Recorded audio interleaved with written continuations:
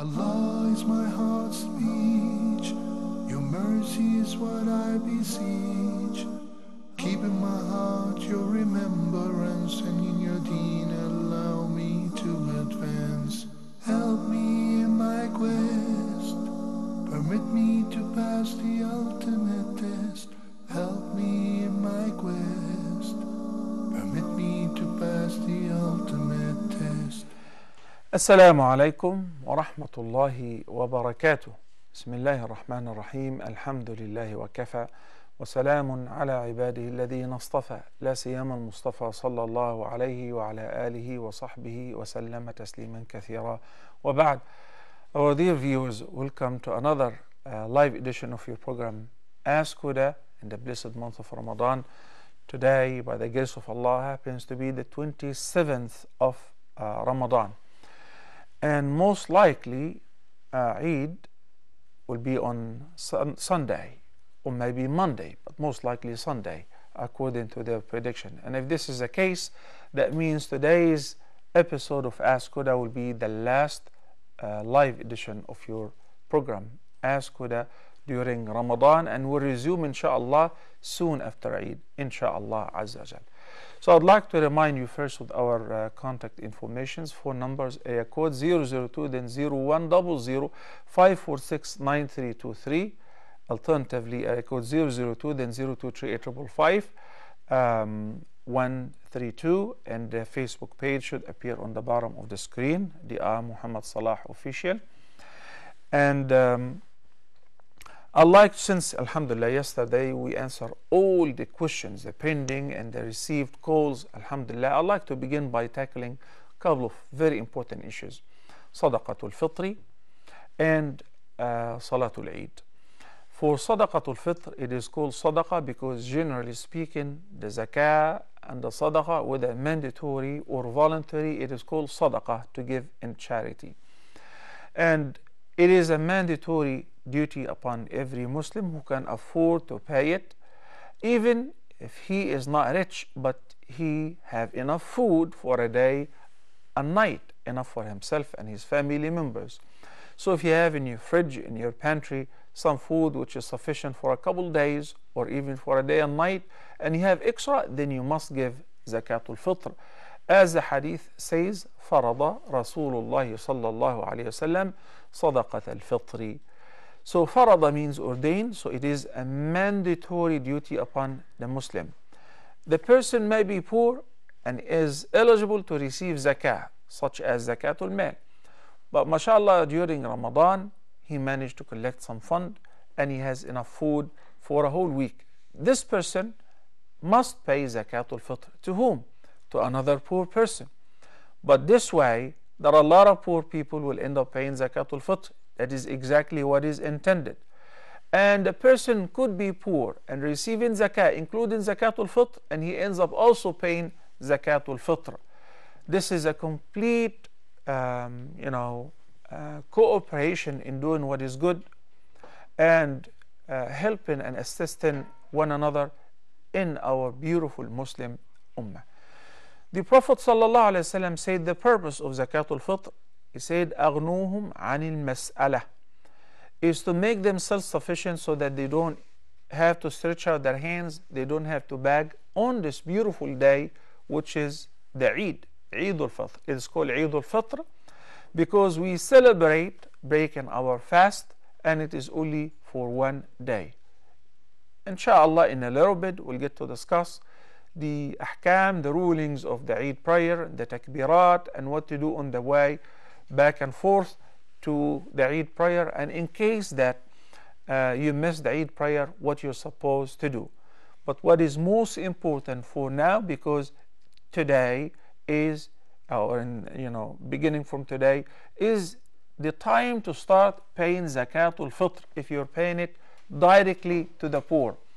They used to pay it a day or two before the Eid. So if Ramadan is 29 days and today is the 27th, tonight is the 28th, it is time to begin paying Zakatul Fitr. Assalamu alaikum wa rahmatullahi wa barakatuh.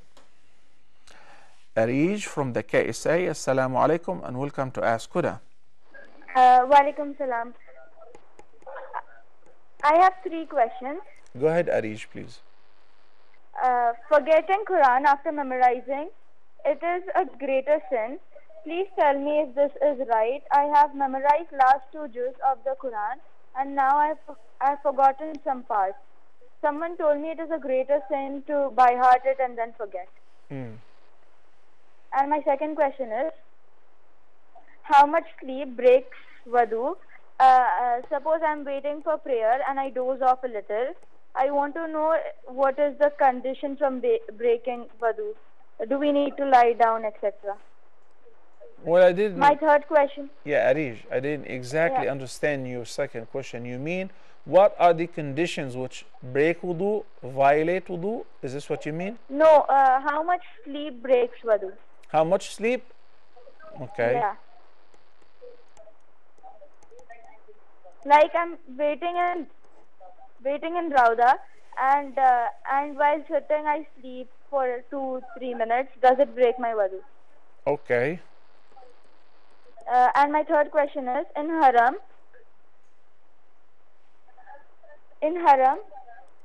where there are people around, can I just wipe my hands over my scarf for wudu like we do when we wear socks? Because I cannot open my scarf when people are around. All right. Thank you, That's Arish. it. Okay. Thank you, Arish. Of course, forgetting the Quran after having memorizing it or a part of it is to be blamed for, is blameworthy act. And that is simply because that you're not doing your homework. And that's why all of those who ask me, I want to memorize the Quran, say memorizing the Quran is easy. What is really tough is to maintain what you have memorized, is to revise on regular basis. And why would one forget the Quran after Allah the Almighty have blessed him or her with memorizing parts of it or whole of it? So it is easy once you have memorized it to recite it by heart. So even if you are in the transportation going to school, back from school, keep reciting. But you have to have a fixed amount every day that you have to revise. So for memorizing 2 paras, it will be very affordable. If you recite every day 5 pages and memorize it, in 4 or 5 days, you will revise your 2 paras. Okay? Doing this on a regular basis and reciting them in the prayer, whether in the fard or the nafila prayer, is actually one of the best ways and means to maintain memorizing what you have already memorized. What kind of sleep would violate wudu and void it? النوم المستغرق, which means when a person falls in a very deep sleep, so he's not aware of anything that is around him, this kind of sleep violates the wudu, even if he did not break his wudu through breaking wind or anything. Why? Because you're not sure. So simply dozing off like you're sitting in the rawda and in the crossed legs position, you're sitting on the ground, and for a couple minutes you dozed off, that doesn't void your wudu. That's called nawmun mutamakkin. Because with this kind of sitting, it is not possible to break wind. Okay? But if you lie down and even a few minutes, then you gotta make wudu because you were absent-minded. You didn't feel what happened. So there's a great possibility that you may have broken wind, and that would void the wudu. You just reminded me this Fajr. My young son was sat him in front of me for the prayer, and after he prayed Sunnah, I felt that he slept, but he was sitting in that sitting position, so I didn't ask him to renew his wudu because he dozed off between the adhan and the iqama while he was sitting on the ground. If you lie down, if you lie on the side, in this case you will have to make wudu. If you are in the haram and you need to renew your wudu, obviously for the socks we said it is permissible so long as you had put them on while in a state of tahara. You had wudu first, then you put your socks on, so you have 24 hours afterward that you can continue to wipe over your socks before every wudu if you need to renew your wudu without having to take them off. The scarf, likewise for women, if you are in public, it will be sufficient to wipe over your scarf. You don't need to take it off because you said you are in the haram or you're performing wudu in public. Barakallahu fiki, Arij, and may Allah accept your umrah. The question which rises during this time is, we are living in the US, we're living in the UK, we're living in Sweden, we're living in Copenhagen, and it is hard to go to people carrying sacks of beans, rice, lentil, wheat, and say this is zakatu al-Fitr. So is it permissible to give the zakat al-Fitr in cash? First of all, how much is the amount of zakat al-Fitr? The Prophet ﷺ said it is sa'. A sa' is a measure, is not a weight. And a sa' is equivalent to 4 hands full of food. So you fill your hands, both hands, with rice, for instance, with dates, once, twice, 3 times, 4 times, this is sa'. So the weight will differ from one item to another. From rice, maybe, which is 2.5, to wheat, which is maybe 2.6. And that's why some of the scholars said the sa' will be equivalent to 2.5 or to 3 kilograms or to 2.2. It varies from one item to another. Anyway, the variation is not really a big deal because we're talking about something very affordable. Even if we give 3 kilograms of rice per person, it wouldn't burden an ordinary person. So a sa' is a measure. To convert it into weight, it is approximately 2.5 kilogram of the food, such as rice. The Prophet ﷺ named certain items. He named the wheat, he named the barley, he named the raisin, the dates, and whatever people are in need for of other items, lentil would work. Okay, people want macaroni, fine, but we will go by the weight, not by the measure, because the measurement of sa' for macaroni, which is actually made of wheat, right? Or do you guys plant macaroni in your country? It is manufactured out of wheat. So it will go by the weight. Give 2.5 or 3 kilograms of macaroni. But what if you live somewhere where people do not need all of that? And if the Muslim community would gather the food, they would not find anyone to take it. What we're going to do with it, inshallah, we'll explain that after this call. Assalamu alaikum. Sister Fatima from the KSA.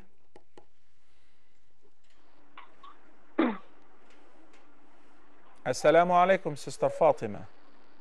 Wa alaikum assalam, Sheikh. First of all, I would like to thank you and the Huda TV for answering all our questions and clearing our doubts. May Allah Ta'ala bless you all for this. Ameen. Thank you so much, and same to you. Miss you all on this time in Ramadan, and inshallah hope to see you all next year, inshallah. Inshallah. And after Ramadan, we have weekly episodes of Ask Huda on Sundays and Tuesdays. Yes, Sheikh. I follow your programs very keenly every week. Alhamdulillah. Okay. Sheikh, I have 3 questions regarding Hajj. Now. Okay, the first one is in Hajj, the ladies, when they have a bath, because I came to know that we can have a bath through your program. So now I want to know, I have long hair and I tie them into a plait. Now, should I remove my plait and can I remove my plait and comb my hair and have a bath? And while combing, if my hair breaks. So I want to know whether combing is allowed, whether I can remove my plait and have a bath. Okay. That is the first question. And in case my hair breaks while combing and while having bath, what do I do? Okay. My second question, Sheikh, in Tawaf and Sa'i, apart from Dhikr and Quran, can we make du'as in our own language? Like suppose I ask Allah Ta'ala that I want a good job, etc. Any du'a in our own language, apart from the Dhikr and the Quran that we mentioned during the Tawaf and during Sa'i. Shall I ask you my third question? Yeah, go ahead, please. Yes. My third question is, we are inshallah planning to take our son, 3-year-old, to Hajj. Now, I want to know how do we take him to Hajj? And what is the niyyah that we make for him? He's still on Pampers. and we will take him during the Umrah and during the Hajj rituals and during stoning the Jamrat. We'll do everything on his behalf. Now, I want to know how much valid his Hajj is and how about his Hajj. How is it? You get my question, right, Sheikh? Yes, I did.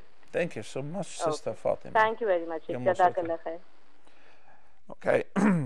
If you perform in regular shower during ihram, which is obviously not as a result of janaba, for instance, if you're taking regular shower, then you don't have to undo your blades.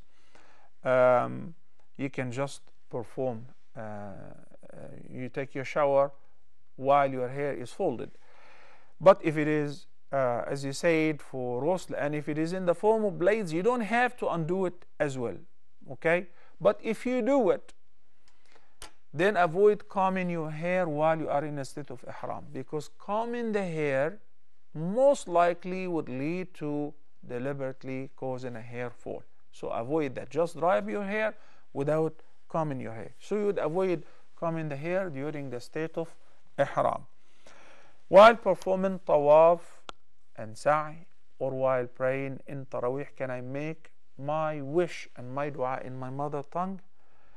If it is in tawaf, if it is in sa'i, this is agreed upon it. Of course, communicate with Allah the Almighty in your mother tongue, in the language that you know better.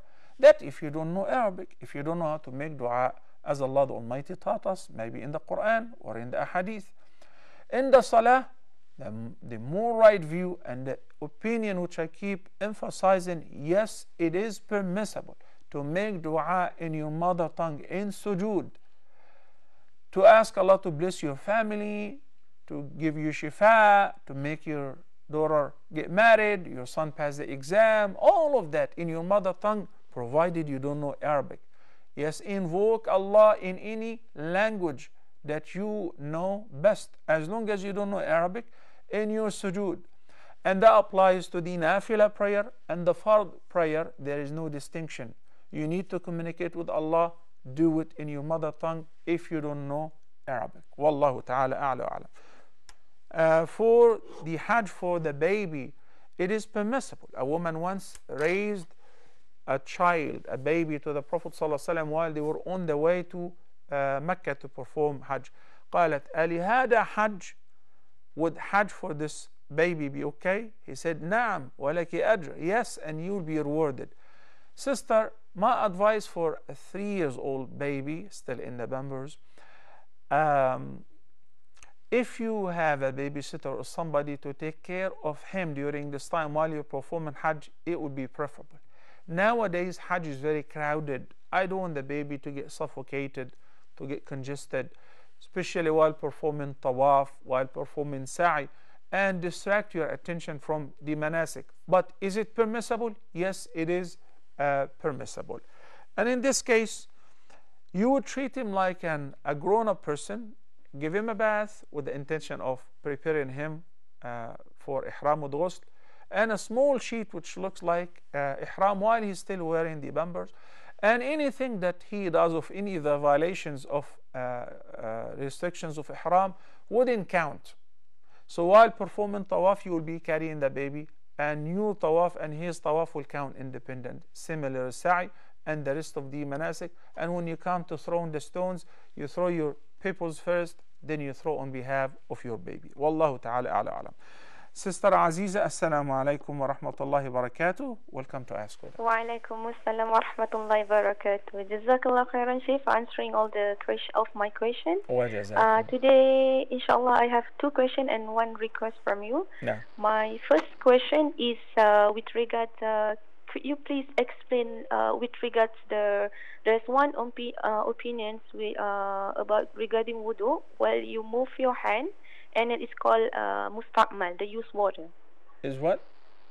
While you're taking a wudu, if you lift up your hand, and it's called musta'mal. I just want to have the clarification about al-ma'ul musta'mal. I did answer this question day before yesterday. Yes. Yes, I do understand, but there is one imam says that while you're taking a wudu, and if let's say you move your hand, you lift up your hand, from, like, for example, I'm taking a wudu on my arms and my hand, and if I lift up, it is called mustaqman. Can you explain about that? Is it considered mustaqman? Okay, okay. Okay, because I'm from Malaysia, and the imams, the opinion says that. So I just want to have the clarification. Okay. And the second one was, what is the difference between a shuru prayer and the duha prayer? Okay. And then I just want to have a request your number because I really have a personal question. Okay, the brothers will be happy to provide you the number, inshallah.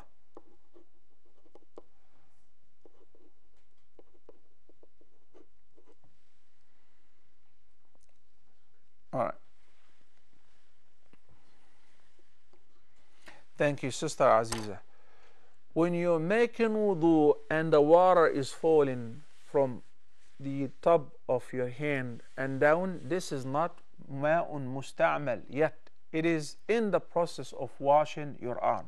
So, even according to the different opinions which we discussed a couple days ago, whether al-ma'un musta'mal, the used water, is valid for further purification or not, this is not being used yet, is still on your arm. So you can, this water is good to wash your arm for wudu. There is no difference between the two terms, duha and shuruq. It is simply the same. Shuruq means sunrise and duha means the forenoon. We're talking about the prayer. The Prophet ﷺ named it Salat al-Duha. He gave it that name. And Salat al-Duha is once the sun rises, the length of a spear, like 15, 16 minutes approximately after sunrise. So when you see the sun and it rises in the horizon about 4 degrees or 16 minutes, 15 minutes, now you can pray the duha. That's called the duha prayer. The ishraq is the exact sunrise. When the sun rises, we don't pray at the time of ishraq. It is dislike to pray niwafil from the time you finish the Fajr prayer all the way until not sunrise, until 15 minutes past sunrise, which is حتى ترتفع الشمس قدر رمح, like when the sun rises the length of a spear, which is approximately, you don't get a spear, you haven't seen a spear in your life. So that's why we make it simple for you and we say 15 minutes, a quarter of an hour after sunrise. Now you can pray duha, and its time is extended until before zawal, another 15 minutes before the adhan of dhuhr. Assalamu alaikum wa rahmatullahi wa barakatuh. Sister Aisha from Nigeria. Assalamu alaikum, Sheikh. Wa alaikum assalam wa rahmatullahi wa barakatuh. Sheikh, there have been so many misconceptions about praying the Ramadan fasting and Shawwal, the ones that we have to repay. Which one comes first? Do we pray fast for Shawwal? For the 6 months, since it's already it's limited to 1 month, or we pay Ramadan first since we have a year? Well, if you remember, Sister Aisha, again, I think it was on Sunday, I did answer this question in detail, and there was even further explanation because some people were under the impression that if you fast any 6 days of the days which you missed from Ramadan during the month of Shawwal, it will do it both. It will be for making up the missed days of Ramadan and also for the 6 recommended days of Shawwal. And I said that doesn't work this way. With regards to, you can hang up so that we avoid the statics. If you have the capacity to begin by making up the missed days, if they are only a few days, and meanwhile you have the capacity to fast the 6 days of Shawwal, that will be the perfect scenario. So this way you fasted for the whole month of Ramadan, you made up the missed days which you missed during Ramadan, and you succeeded that by fasting the 6 days of the month of Shawwal. Perfect. What if you can't? Do whatever you can afford. The 6 days of the month of Shawwal have limited time, which is the month of Shawwal. The month of Shawwal. So if you fast 5 in Shawwal, another day in the month of Dhul Qa'dah, it doesn't count. While making up the missed days of the month of Ramadan, as Aisha radiallahu anha narrated that, she said, I used to postpone some of the making up of the missed days of Ramadan until Sha'ban of the following year. Yani a few days before the following Ramadan. So, the perfect scenario, my dear sisters, and also the brothers who have been traveling or got sick and they have days to make up. If you can manage to make up the missed days first, then fast the 6 days voluntary fasting of the month of Shawwal to get the promised reward. This is the most perfect scenario.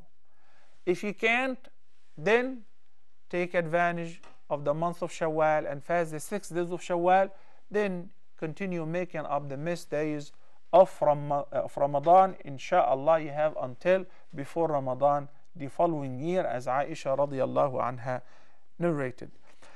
My dear brothers and sisters, let's take a short break and we'll be back insha'Allah in a few minutes. Please stay tuned.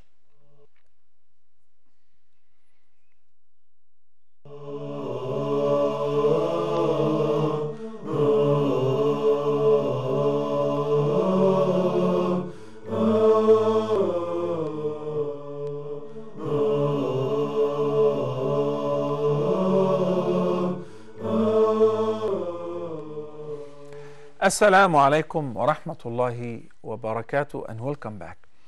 Now we need to answer the very important question, which is that is it permissible to give Zakat al-Fitr in cash instead of giving the named types of food as the Prophet ﷺ mentioned in the hadith, صاع من تمر أو صاع من شعير أو صاع من زبيب? Is it permissible?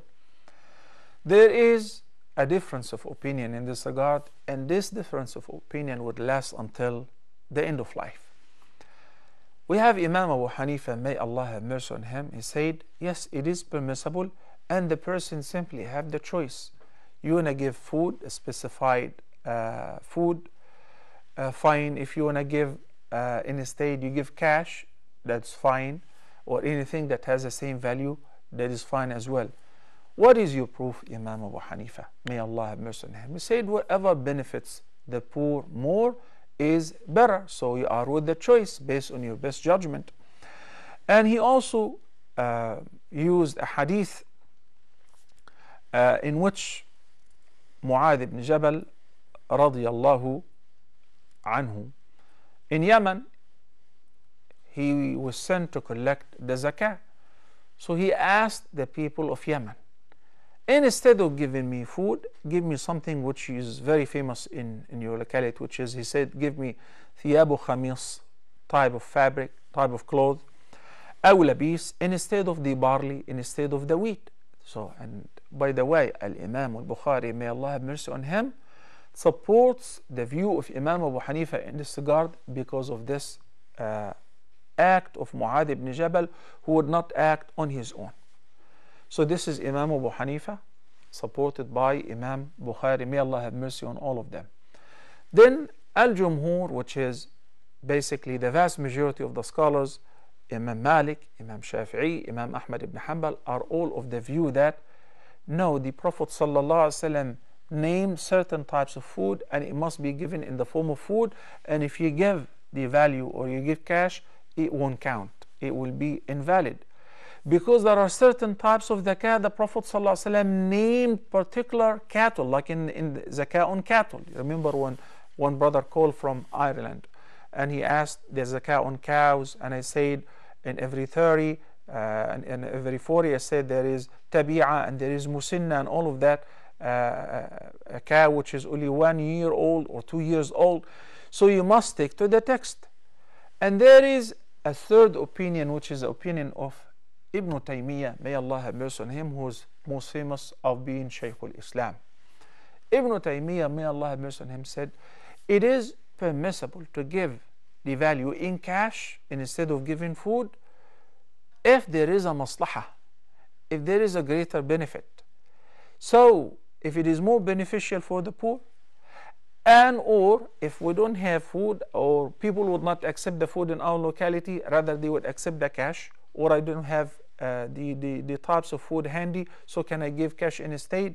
So if there is a maslahah, if there is a greater benefit, then it is okay. So it is not absolutely permissible all the time by your choice. This is easier for me, I will give this. No, if there is a greater benefit, in this case you can give precedence to what is a greater benefit. So brothers and sisters, in the light of these views and the difference of opinions, people shouldn't really end up fighting. If somebody followed the opinion of Shaykh al-Islam ibn Taymiyyah or Abu Hanifa in this regard, and the local imam or the community have decided, so fine. As I said, we lived in the States, and it was very problematic to give food because no one would take it. What am I going to do with a duffel bag full of wheat? I will end up distributing it or selling it. I need rather cash. So in this case, the local imam and the community will judge their case better. Wallahu ta'ala a'la wa a'lam. There is also another alternative, which is, as you all know, that in Burma there is a great need and demand even for food, for the basics. So there are organizations, and I mentioned some, such as An-Nawawi Institute in Kuala Lumpur, very trustworthy organization. It's actually an educational institute, and they raise funds in order to support the Burman refugees and so on. So you give them the cash, and you can do that even before, since the beginning of Ramadan, and say, this is my intention, this is Zakat al-Fitr. A leader of a Muslim community contacted me from the States. We don't have anyone to take the zakah. Send it to those people so that they will buy the food and distribute it amongst those who are eligible. May Allah guide us to what is best. Just remember, brothers and sisters, the time will begin tonight, inshallah, and you have 1 or 2 days until Eid. So make certain that you pay Zakat al-Fitr before the Eid prayer. If you postpone it, then it would be a major sin, and also you still have to give it, but it will count as a voluntary charity, not as a mandatory zakah. Assalamu alaikum wa rahmatullahi wa barakatuh. Rashina from the case say, Assalamu alaikum, sister. No problem, try again, please. Not every time I will be able to interrupt my answer, because sometimes it is very important to link the conversation together. I'm talking about the 3 different opinions in this regard, because it is very problematic for many Muslims, many people, many Muslim communities. So I wanted to explain it all. So please try again, Sister Rashina. Sister Aziza from Doha, she had a couple questions. I did answer them. And subhanallah, when she said, I'm from Malaysia, I just remember that in Malaysia, the predominant madhab, fiqh madhab, not aqidah, not belief, is the Shafi'i. May Allah have mercy on Imam Muhammad ibn Idris al-Shafi'i. And what does it mean?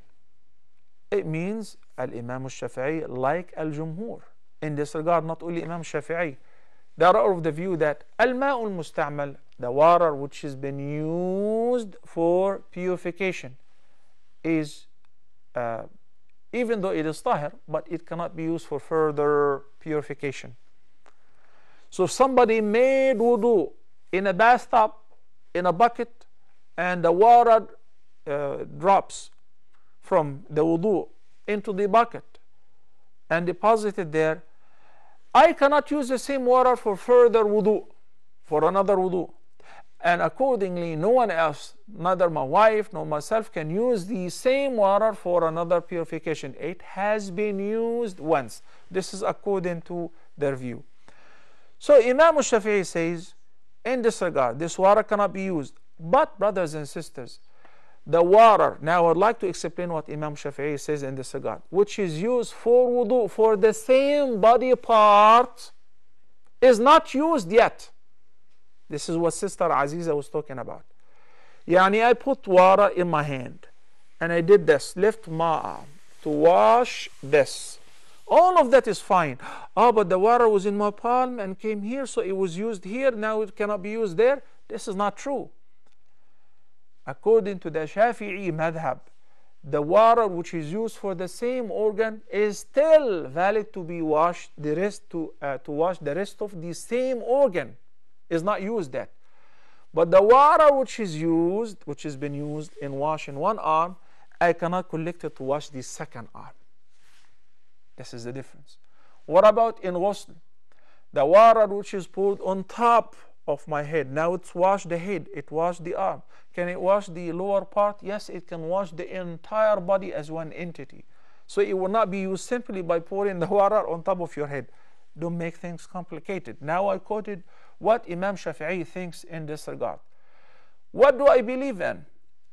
And for your information, alhamdulillah wa shukrullah, it's a blessing that by the grace of Allah, in our education in Al-Azhar Institute, I started by studying the Hanafi madhab for 7 years, then the Shafi'i madhab for another 4 years, and then comparative fiqh to understand where the Imams are coming from and love them all. And here we collect their views, their evidences, and we produce to you, or will give you, what we believe in the light of the sound references, the most sound and the most acceptable. I may be wrong though, but I'm just conveying to you what we think it is more right, and Allah the Almighty knows best.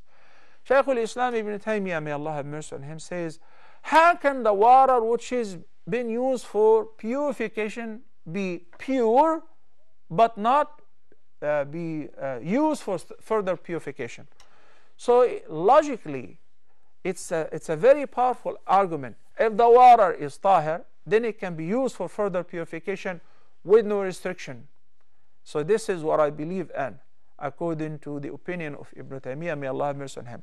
As long as the water was not polluted, soiled with any impurities, then the water is tahir. And if the water is tahir and pure, then it can as well be used for further purification. I think we have a caller. Assalamu alaikum. Sister Asiya from the KSA. Assalamu alaikum and welcome to Ask Huda, Sister Asiya. Walaikum assalam rahmatullahi barakatuhu. Jazakallah khair for your clarified and clear answers what you provide. It gives a very good reference. Jazakallah khair. Wa jazakum. Thank you, Sister Asiya. Yes, barakallah fikum. I have one question. Yeah? I just want, what is the nisab or to give zakat to someone? How much the person should own to give zakat to other person? Okay, which zakat though? Wealth or fitr? Wealth, if they have ornaments or they have flats or something like that. Okay, I got that. Okay, jazakallah. Thank you, Sister Asiya. Even though I had filmed a program years ago, it was hosted by my dear, lovely brother, Jamil Rashid. May Allah bless him and his family. I miss him so much. He is currently in the UK. He's doing a great job running our office there, alhamdulillah. The program was about fiqh of zakah. But there is still a great demand and a great need to answer many questions in this regard.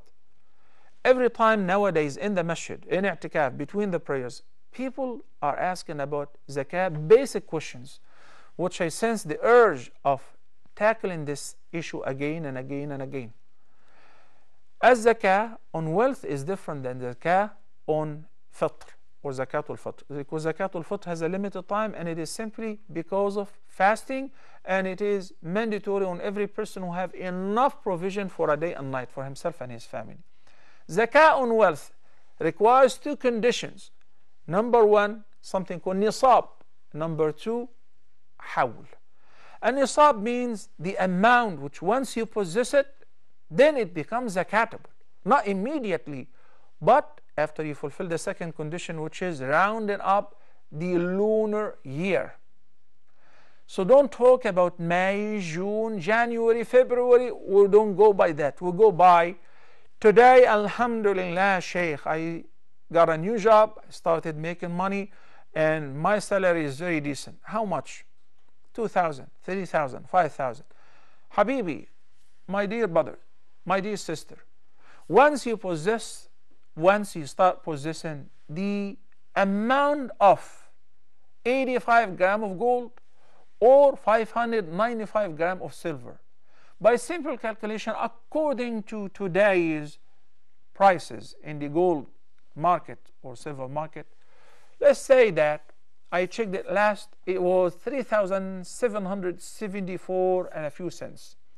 $3,775. This is the value of 85 grams of gold, 24 karat. Alhamdulillah, Sheikh, I have more than that. I have 5,000 years. Since when, Habibi? Since Ramadan last year. So Ramadan this year, you must pay zakah on that. What will be the rate? ربع العشر, 2.5%. 2.5%. So for each 10 grams, you will pay only how much? 250. For each 1,000, you will pay 25. And for 1 million, you will pay how much?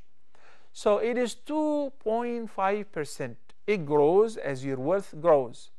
You don't pay zakah on your luxurious flat. It costs, Sheikh, 10 million. Enjoy it. There is no zakah on it. I'm driving Mercedes. I'm driving Hummer. I'm driving Rolls Royce. Enjoy it. There is no zakah on that. Sheikh, I'm opening a car lot to sell cars, and I bought 10 cars for resale. They are now mine. There is zakah on that because this item, whether it's a car, computer, land, real estate, has become عروض التجارة for trade and business. So you gotta pay zakah on that. Assalamu alaikum. Sister Sarah from the KSA. Assalamu alaikum, Sarah. Assalamu alaikum, Sheikh. Sheikh, my question is not related to Ramadan. Is there any dua to move to a new house? Okay, you mean after you move into a new house or? Yeah, okay. To move. Oh. Wait a minute. Oh. That Okay. Allah bless you with a new house, so you want to make a dua when you enter your new house or you move into it, or you're asking Allah to make it easy for you to move into a new house. Can you hear me? Okay, no problem. So if a person wants Allah to bless him with a new house, with a new car, say it as I just said it in your language. Okay, I like to say a dua in Arabic. Your intention, you like to have a new house, you like to have a good spouse, you like to have whatever. Say ربنا آتنا في الدنيا حسنة وفي الآخرة حسنة وقنا عذاب النار. It covers all of that. Our Lord grant us a goodly reward in this life and a goodly reward in the hereafter, and protect us against the fire of hell. You want to make a dua in your language, in English for instance. Oh Allah, make it easy for me to move into a nice house, into a nice neighborhood, to have a creek next to me, to have a few ducks. Oh, that's say whatever you want. Whatever you want. Allah has more than whatever you can imagine. وَخَزَائِنُ اللَّهِ مَلْأَى لَا تَفْنَى. Allah's treasures are full and they never vanish. Ask, okay, as much as you want. Now, I moved into a new house. You can, by analogy to other things, such as wearing a new thawb, what do you say? We say, Allahumma inni as'aluka khayrah. Oh Allah, I ask you its goodness, and I seek protection with you against its evil. What could be evil about the thawb? Using the thawb in what is evil. So when you move into a new house, you can, by analogy, say, Allahumma inni as'aluka khayrah wa a'udhu bika min sharri. Oh Allah, I ask you its goodness, and I seek refuge with you against its evil. Oh Allah, enable us to worship you in this place the way it pleases you. Oh Allah, enable us to give thanks to you for blessing us and giving us the blessings of moving into a new house. Thanking Allah the Almighty for any ni'mah is one of the guarantees of maintaining the ni'mah. In addition to pleasing Allah and being an act of worship, considering this gratitude as an act of worship, as a great act of worship, It maintains the blessings and it increases it. It allows you to enjoy it. Allah the Almighty said in Surah Ibrahim, وَإِذْ تَأَذَّنَ رَبُّكُمْ لَإِن شَكَرْتُمْ لَأَزِيدَنَّكُمْ. My dear viewers, pay attention to this beautiful declaration of Allah the Almighty. He says, your Lord have declared, have decreed, have decided, لَإِن شَكَرْتُمْ لَأَزِيدَنَّكُمْ. Once you're grateful, if you are grateful to Allah and if you're thankful, I shall give you more. And in the sound hadith, our most beloved Prophet Muhammad sallallahu alaihi wasallam said, whenever you eat a bite, whenever you eat a meal, whenever you drink, and you say Alhamdulillah, then Allah the Almighty is pleased with you. إن الله لا يرضى عن العبد أن يأكل الأكلة فيحمده عليها أو يشرب الشربة فيحمده عليها. This is the hadith which I mentioned its meaning earlier. Eid, brothers and sisters, may Allah make it a happy and blessed Eid and unite this torn up ummah. May Allah change our condition to the best condition, inshaAllah. Dua and effort. If we cannot unite the ummah, at least we can unite our communities. Muslim community, if you live in the West or a non-Muslim society. At least we can unite our family and family members. So we need to begin with the nucleus, with the seed, with the family. Hopefully Allah the Almighty will unite our ummah, inshallah. Besides dua, we have to make an effort. Salatul Eid, I've mentioned before, there is a difference of opinion whether it's a sunnatul mu'akkada or wajib according to Abu Hanifa, or fardu ayn according to Imam Ahmad ibn Hanbal, that every person must do it, because the Prophet ﷺ said in the hadith of Atiyah, everyone must go out to attend the Eid prayer, even al-awatiq wa dawat al-khudur, young girls and women during the menses, al-huyyat. They don't pray, women during the menses, but the witness, the greatness of the gathering of the ummah, yashhadna al-khayr. So if this is the case, then everybody must go out to pray Eid. The sunnah is to pray it in an open place, in a plain, not in the masjid, but it is permissible to pray in the masjid. So if your authorities allow you, or your community organizes a Eid prayer in the Astrodome, in the stadium, in the plain, that's the sunnah. It's, you guys are lucky. You will get to meet a magnitude number of Muslims that you haven't seen perhaps since last year or for years. And that's why the Prophet ﷺ also recommended that we should walk to the Eid prayer, if it is a walking distance. And you take one path going to the musalla and take a different one. One of the wisdom behind it is to get to meet more and more people. It is also emphasized to break your fast before attending the Eid prayer. So the Prophet ﷺ said, وَلْيَأْكُلْهُنَّ وِتْرًا, break your fast on dates, fresh or dry, and make certain that they are witr, 3 or 5 dates. So take dates on the way while you're going to the musalla and offer people to break their fast. Takbiratul Eid begin as soon as it is announced that tomorrow is Eid al-Fitr. So if we know after we prayed Maghrib, we're waiting for the moon citation, oh, congratulations, tomorrow is Eid. Start making takbir, not only after the prayers, generally at home, in the street, at shop, while shopping for the Eid clothes. Allahu Akbar, Allahu Akbar, Allahu Akbar, La ilaha illallah, Allahu Akbar, Allahu Akbar, Wallahi alhamd, Allahu Akbar kabira, Alhamdulillah kathira. Make takbirat, and for men to make them out loud, and especially on the way to the musalla. Once the imam rises in order to lead the prayer, we'll start making takbirat, and that is the only time for takbiratu al-Eid. My dear brothers and sisters, wallahi, I will miss you so much. I wish that Ramadan would not have finished and it would last for the entire year. And I'm very certain that is also your wish and your dream. But guess what?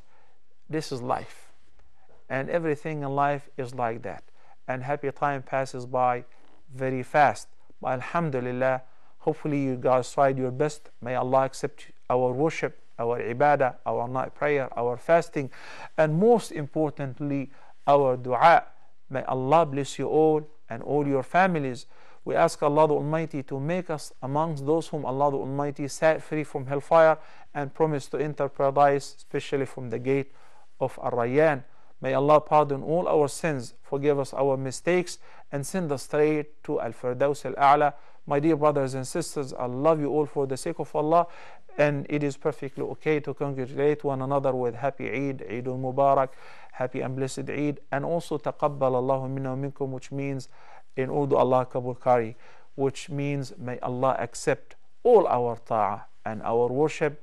Hope to see you inshallah soon after Eid next week, and until then I leave you all in the care of Allah. أقول قولي هذا وأستغفر الله لي ولكم. سبحانك اللهم وبحمدك نشهد أن لا إله إلا أنت نستغفرك ونتوب إليك وصلى الله على سيدنا محمد وعلى آله وصحبه وسلم والسلام عليكم ورحمة الله وبركاته. Allah is my heart's speech, your mercy is what I beseech. Keep in my heart your remembrance, and in your deen allow me to advance. Help me in my quest, permit me to pass the ultimate